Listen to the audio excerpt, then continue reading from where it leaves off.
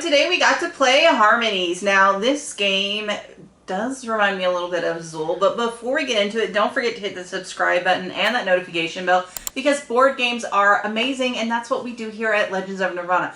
Now, Randy, can you give us a little bit more about Harmonies? Sure. So this is a 2024 release.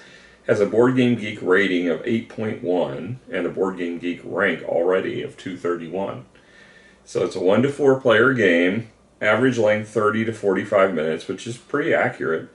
Age 10 and up. I really don't think you have to be 10 and up. This is not that complex, but there is a lot of strategy to how you arrange your tiles, so maybe from a strategic standpoint. Yeah, so if your child's maybe very familiar with the Zool and some stuff like that, maybe this introduction. It's probably a step up from that. It's a step up from that, so just kind of being aware that if they're ready for the next, like if they've got a firm foundation on a Zool, then you can introduce it. But like Sarah, she played and she did fine, but it wasn't, she was struggling with that strategy, and she is 10. So just kind of be aware of that.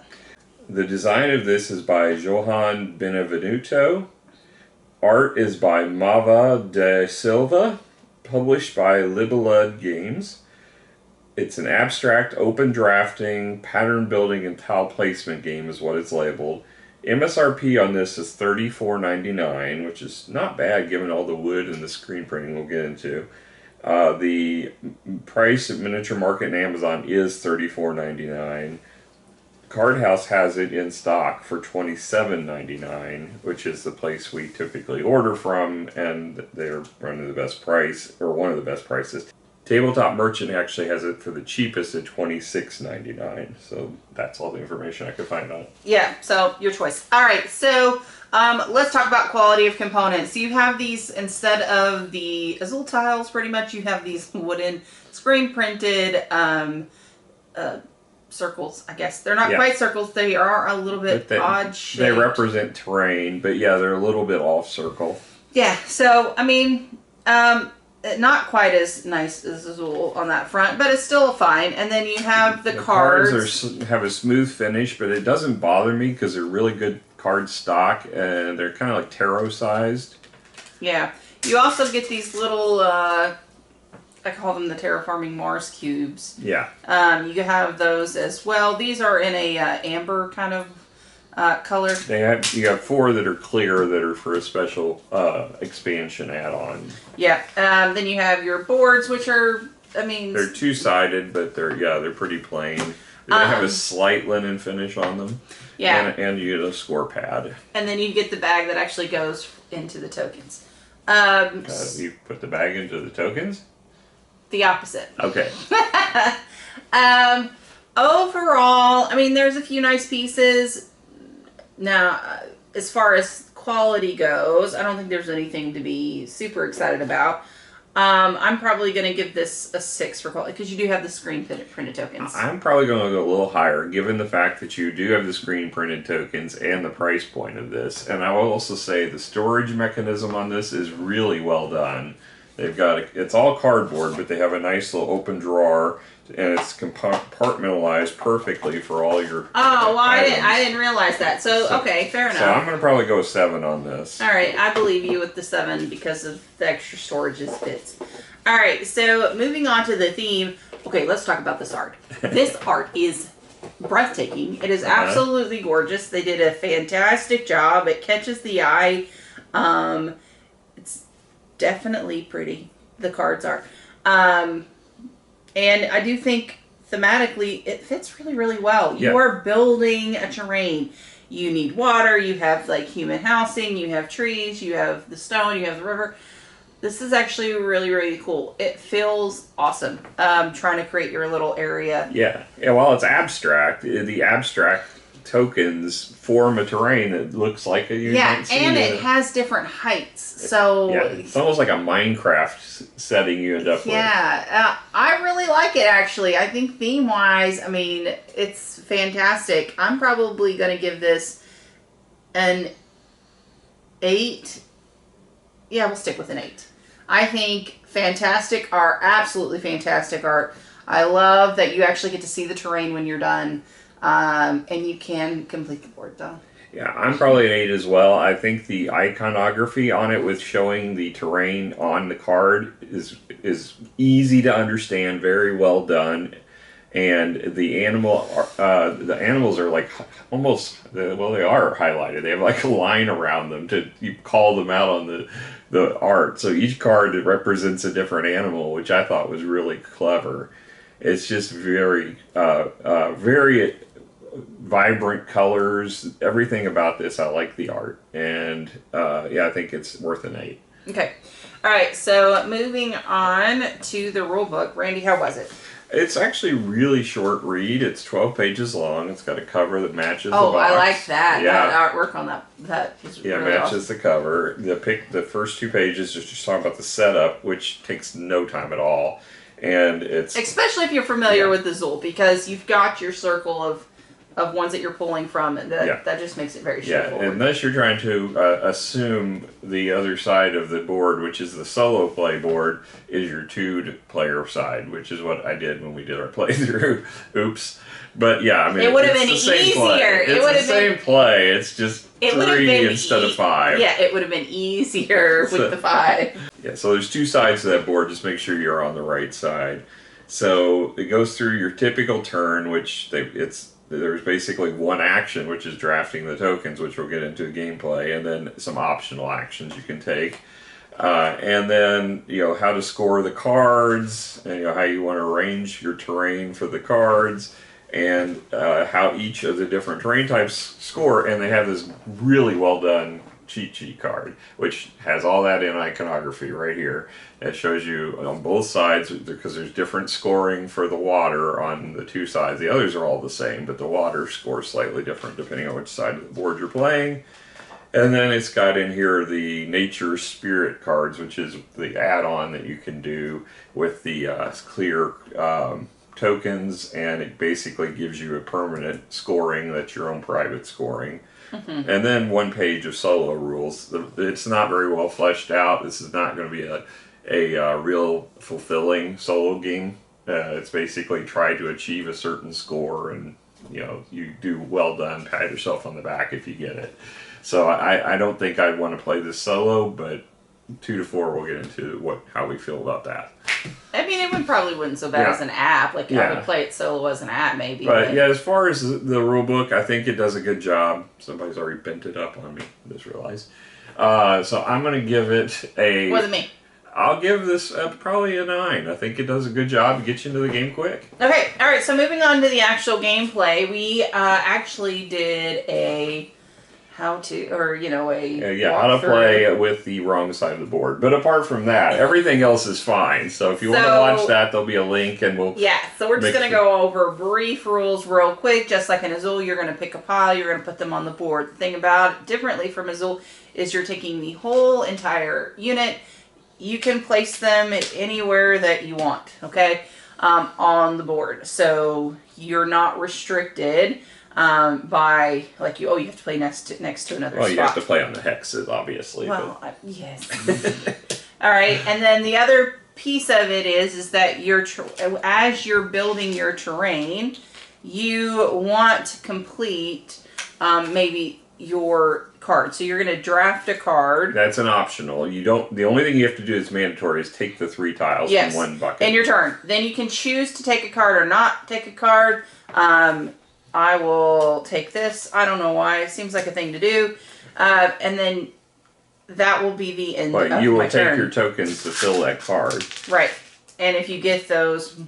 So the cards score from the bottom up on the cards. It's got different values. So anytime you form that pattern, you can remove the bottom available one and put it onto whichever tile piece it shows you where to put it on the picture. So if next time I choose to do this...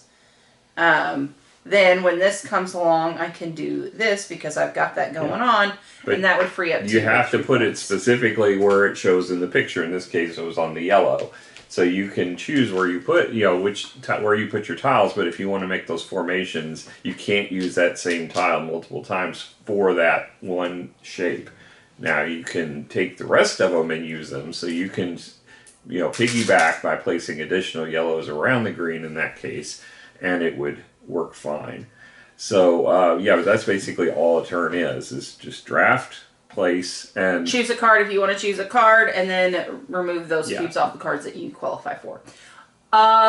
Overall, okay, so Andrew loves this game. The fact that he pulled me over to play it, he wants it for mom and dad's house. I think that tells you how much that this game. Not only that, though, but Adam ended up wanting to play this again after we just played it last week. I thought it was fantastic. Sissy liked it a lot, too. Everyone has loved this game when they played I think it. it shows when you look at the Board Game Geek rank already in the 200s. You know, that's insanely fast because this just came out a few weeks ago. Well, and I think, because there's strategy to it, right? Because you got to get the right things. But it is straightforward. You're picking tiles, you're placing the tiles, you're just trying to do it in a way that makes sense. The only thing that I have a problem with is there's no way to cycle through the cards. I wish it was you could pick up a card or discard a card. You're not alone in that. There's a lot of people on the Board Game Geek forums who've decided a house rule where you can have them, like one rotates off each round or what have you. Yeah. There's various rules people have come up with because that can become a problem because when you're placing your tiles, as the board fills up, you're going to have less options to fill. And if the cards don't match what you've got, you're not going to want to draft them. Yeah, so we ended up house ruling it yesterday, not on purpose, that you could either discard or pick up. So by discarding... How did you not do that on purpose? How did you accidentally house rule? We ended up doing that. Because. And not with me in the game, you wouldn't. No, exactly not. But the rest of us were like, this is annoying. So that could be a thing you do. I like the auto one not falling off at the end of the round. That makes a lot more sense too. Because you do get stuck. Well, not the end of the round, because they would give the first player an advantage after every turn. Oh, well, that's fine, too. And then you reshuffle and set them out. I like it. That's fine. Do that. That sounds great. Yeah. So, that's my only beef, is there's no way to cycle through the cards unless you house rule it, which Randy will not do, so I will never do that when I'm playing with him. So, I will say the game will end in one of two conditions. When this bag runs out, or whenever somebody has two or less spaces on their board similar to Ticket to Ride in that case. And at that point, you're going to score your terrains based upon their scoring rules. Each terrain type has a different scoring rule. And you're also going to score all your cards based upon what you've completed and add up those two totals, and that's going to be your score at the end of the game. Yeah. Real quick, the expansion, what does it add for those that are wondering, because we didn't use this in the playthrough. Basically, everyone starts the game with 2 of the spirit animal cards. You look at them, you choose one, you put the other one away. It will act as a card until you complete it, just like you would in the thing. The other thing is you only need it once.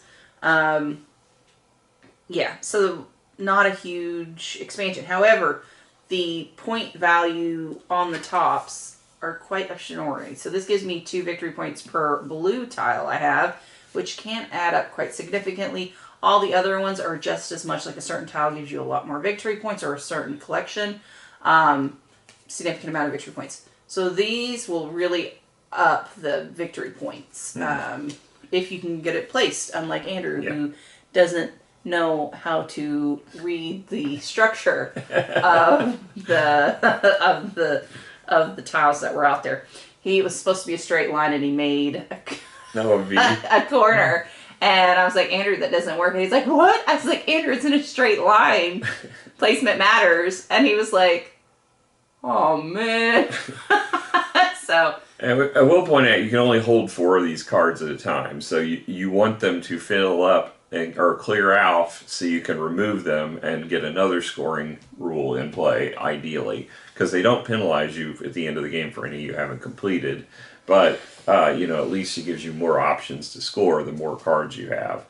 So, you want to make sure you get the one strategically that you have the best benefit for. And sometimes you can piggyback and use the same tiles that, from the standpoint, the ones that you didn't put the cube on will be able to be used for other combinations. Right, so I ended up last game, Adam was able to pick up a tile or pick up a card, and all of them immediately placed, just because that formation was similar to another formation that he had, and he had as many as there were on the card. So that he got really lucky on the draw on that front. So that can happen, So that gets very exciting for you when it's you. And it's awful if it happens and your cards are filled up on your shop. You can't play one. Absolutely. So you want to be strategic on how you pick. So there's a lot for as simple as this game really is. There's a lot of strategy buried in it. So what's your score thoughts? I probably, for what it is, I'm going to give it a 9 with the caveat if there was a way to cycle through the cards, it'd probably be higher because it's a really good game. Yeah. It's very solid. Yeah, I'm right with you at the 9 on this one. It was it was kind of a blind pickup. I knew I like puzzle games, but I was really happy with how this one played out. This is definitely another contender for Game of the Year list. We got a couple of them that have come up recently, so I think some of the better games of the year have been coming out in the last few weeks. We've been getting flooded with between Kickstarters coming in and the games we picked up at Gen Con and Origins that we're still playing through, finding good games. So yeah. All right, guys. Well, thank you so much for joining us. We had an absolute blast today, and hopefully you'll come hang out with us again. We'll catch you guys later. Bye. Bye.